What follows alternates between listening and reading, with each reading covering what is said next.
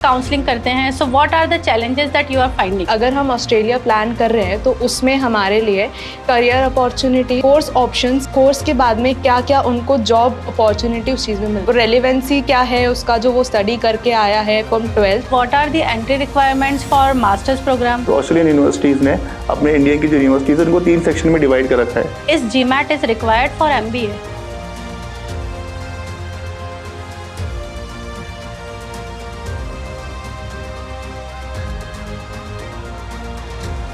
Hello friends, welcome to Meridian Overseas. जब भी students overseas studies के लिए प्लान करते हैं सो वो ऑस्ट्रेलिया को एज एन ऑप्शन ज़रूर रखते हैं, क्योंकि Australia is high in demand, quality of education बहुत अच्छा है, करियर आउटकम बहुत अच्छे हैं और most importantly return of investment is very high in Australia. So आज हम इसी पॉइंट्स को डिस्कस करेंगे। We have in panel Prashant from Australia counselling team and we have Vinita from Australia counselling team. Hello. So Vinita, you tell me कि जब आप एक basic counselling करते हैं so what are the challenges that you are finding? Basic बच्चों के questions क्या होते हैं और कौन से ऐसे क्वेश्चंस हैं जो रिपीटेडली स्टूडेंट्स आपसे पूछते हैं? जब हमारे पास काउंसलिंग के लिए स्टूडेंट्स आते हैं तो उनका फर्स्ट क्वेश्चन जो रहता है वो यही रहता है कि अगर हम ऑस्ट्रेलिया प्लान कर रहे हैं तो उसमें हमारे लिए करियर अपॉर्चुनिटीज़ और कोर्स ऑप्शंस कैसे डिफ़र करते हैं फ्रॉम अदर कंट्रीज़। तो पहला क्वेश्चन यही है। उसी के लिए हम लोग स्टूडेंट्स को कंपैरेटिव डिसीजंस दिखाते हैं कि लाइक जो ऑप्शन वो चूज़ कर रहे हैं वो कैसे करियर अपॉर्चुनिटी उनके लिए अलग अलग होंगी regarding their post study work rights and the course duration and course के बाद में क्या क्या उनको जॉब अपॉर्चुनिटी उस चीज़ में मिलता है। सो सपोज अगर आपके पास कोई स्टूडेंट आते हैं from business background, so how you will council business background for bachelors? Okay, so for business background if students come foreign तो पहले तो उसका लाइक रेलिवेंसी क्या है उसका जो वो स्टडी करके आया है फ्रॉम 12th।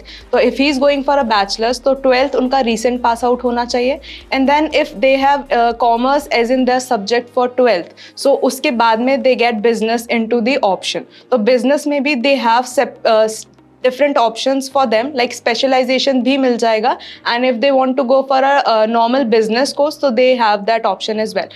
Business में भी do have different options like finance है, financial planning है, accounting है, business management and marketing as well. Okay.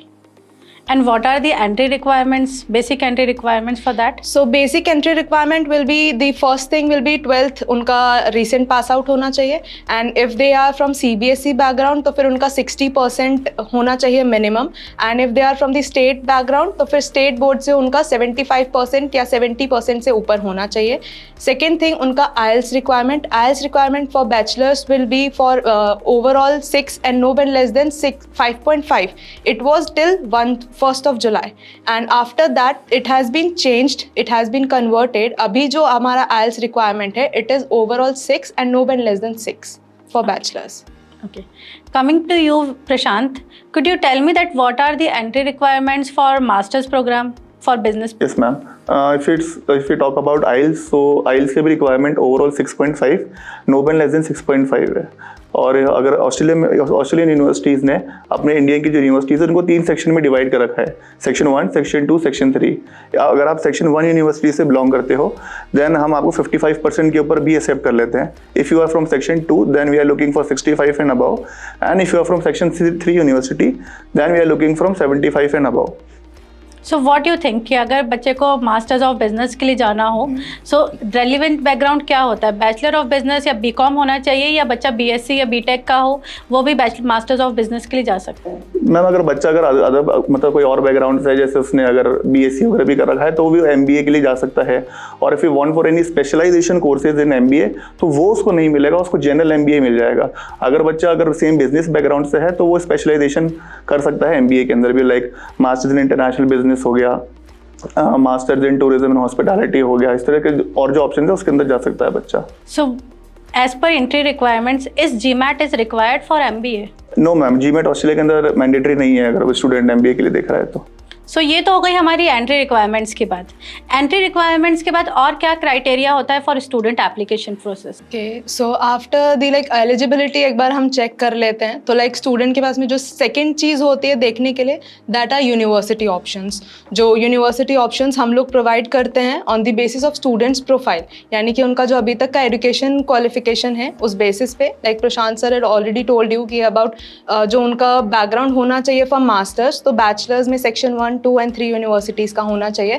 So overall profile पूरा देखा जाता है, स्टूडेंट का वर्क एक्सपीरियंस है नहीं है, and if that work experience is relevant to that जो उनका एजुकेशन रहा है फॉर दैट, तो उस बेसिस पे हम उनको ऑप्शंस जो प्रोवाइड करते हैं वो स्टूडेंट्स उसका जो शॉर्ट लिस्टिंग करते हैं, that is there second thing जो उनको करना चाहिए। बिकॉज जो कोर्स और यूनिवर्सिटी ऑप्शन हम देते हैं वो उन्हें थोड़ा सा डिफ़िकल्ट होता है टू चूज़ बिटवीन, क्योंकि उनके लिए काफ़ी सारी चीज़ें आ जाती है, फंड्स आ जाते हैं, एंड देन जो उनका फीस होता है वो आ जाता है, the area preference could be there, university preference could be there, तो वो चीज़ थोड़ा सा उनके लिए इम्पॉर्टेंट हो जाता है। प्रशांत, आप थोड़ा सा एनलाइटन कर सकते हो, what about the funds requirement? ये फंड्स रिक्वायरमेंट क्या है?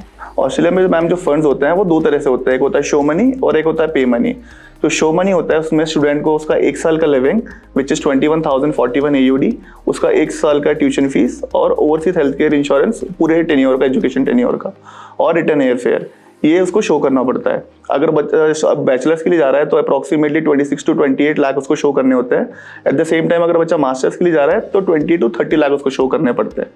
आउट ऑफ जो पेमेंट एक्चुअल में स्टूडेंट करता है वो होता है, जैसे फॉर एग्जाम्पल आपने 1 साल का ट्यूशन फीस 18 लाख रुपए शो करा, तो उसका आधा 1 सेमेस्टर का tuition fees plus overseas health care insurance, तो अप्रॉक्सीमेटली 9 to 10 लाख रुपीज़ का स्टूडेंट को पेमेंट करना पड़ता है जब वो ओवरसीज हेल्थ केयर जब आगे स्टूडेंट के लिए आता है। ओके, मतलब हम दिखाते हैं 28-30 लाख हैं और जो इनिशियल पेमेंट होता है वो हार्डली 8.5 या 9 लाख का ही होता है। बाकी रिमेनिंग अमाउंट का सर फिर हम कैसे करेंगे? वो स्टूडेंट के अकाउंट में ही वो रहता है जब तक उसका वीज़ा नहीं आता, उसके बाद स्टूडेंट का वीज़ा आ जाता है, उसके बाद उस पैसे को भी वो चाहे तो यूज़ कर सकता है। ओके, और ये फंड्स किस तरीके से मैनेज किए जाते हैं? Who would be the sponsors? So अगर फंड्स दिखाने वाली बात करें तो स्टूडेंट इसमें 2-3 तरह से फंड्स दिखा सकता है। वो अपने बैंक अकाउंट के अंदर फंड्स दिखा सकता है, he can show the funds in the form of FD और he can opt for education loan. So these are the 3 ways in which he can show his funds. Okay, and who would be the sponsor for that? क्योंकि students हैं तो obviously students working नहीं है, so students अगर working नहीं है तो ये पैसा कौन दिखाएगा और किस फॉर्म में दिखाएगा? मैम जैसे कि ऑफकोर्स ये बात आपने बताया कि स्टूडेंट वर्किंग नहीं है तो ऑफकोर्स उसके मम्मी पापा ही उसके लिए स्पॉन्सर करेंगे। अगर उसको लगता है कि मेरे मम्मी पापा के पास इनफ फंड्स नहीं हो रहे हैं तो वो ऐसा कर सकते हैं कि अपने दादा दादी को, अपने नाना नानी को भी स्पॉन्सरशिप में ऐड कर सकते हैं। यस मैम, अगर उसके कोई बड़े भाई बहन हैं तो वो भी अपने चाहता है तो उसको भी वो स्पॉन्सरशिप में ऐड कर सकता है। अगर उसके बड़े भाई बहन मैरिड हैं तो फिर वो उनको 100% स्पॉन्सर नहीं कर सकते, फिर डिपेंड करता है कि उनके ब्रदर सिस्टर की लाइबिलिटीज कितनी, उसके अकॉर्डिंग वो 10%, 20%, 30% स्पॉन्सरशिप में आ सकते हैं। Okay, and what about gift money? अगर सपोज मेरे फ्रेंड के पास कोई पैसे हैं और अगर वो मुझे गिफ्ट में एज ए गिफ्ट दे दें, so can I use that gift money? नहीं मैम, ऑस्ट्रेलिया में गिफ्ट मनी आप शो करके पर्पस से काम में नहीं ले सकते। आप चाहो तो उसके लिए से आप पैसे लेके पार्टी कर सकते हो, पर उसको शो मनी में हम काम में नहीं ले सकते। एंड ये जो आपने फाइनेंसेस की बात की, हम इसको ही थोड़ा सा आगे एक्सटेंड करते हैं। सो फाइनेंसेस में आपने मुझे बताया कि आप पेरेंट्स को, ग्रैंड पेरेंट्स को, ब्रदर सिस्टर्स को इंक्लूड कर सकते हो। So how you will be proofing, मतलब आप उसको कैसे इंक्लूड करोगे? What all documents are required? And अगर आप बैंक स्टेटमेंट लगाते हो तो वो बैंक स्टेटमेंट का क्या स्टेटस होना चाहिए? यस मैम, जैसे भी अपन जिसको भी अपन स्पॉन्सरशिप में ऐड करते हैं तो उनके अपने को 1 और 2 ईयर के ITR चाहिए होते हैं। ITR अगर बच्चा बैचलर्स के लिए जा रहा है तो अपने को मिनिमम 10 लाख का ITR चाहिए। एट द सेम टाइम अगर बच्चा मास्टर्स प्लान कर रहा है तो अपने को 12 से 13 लाख का ITR चाहिए। ओके, सो ये 12 से 13 लाख का ITR एक बंदे का होना चाहिए? नहीं मैम, आप इसमें चाहे तो लाइक 2 स्पॉन्सर ऐड करें तो दोनों का मिला के या 3 स्पॉन्सर का मिला के भी 12 लाख अपन शो कर सकते हैं। ऐसा मैंडेटरी नहीं कि पूरे एक ही जने को पूरा 12 लाख शो करना है, ठीक है। और उनके अलावा 6 मंथ के उसके बैंक स्टेटमेंट्स लगते हैं, स्पॉन्सर्स एफिडेविट लगता है, ऑफिस एफिडेविट ऑफ सपोर्ट लगता है। इस तरह से बहुत सारे डॉक्यूमेंट की पूरी चेकलिस्ट है, वो स्टूडेंट को प्रिपेयर करनी पड़ती है at the time of GT। Okay, अब सर आपने एक नया वर्ड बोला है जीटीई। जीटीई क्या होता है? Ma'am GT is actually the genuine temporary एंट्रेंट in Australia. So basically ये होता किस चीज़ के लिए? It is for showing the funds and for the genuine temporary entrant, that specifically it also shows by its name that genuine यानी कि original and temporary यानी कि for some period of time and entrant is the entry.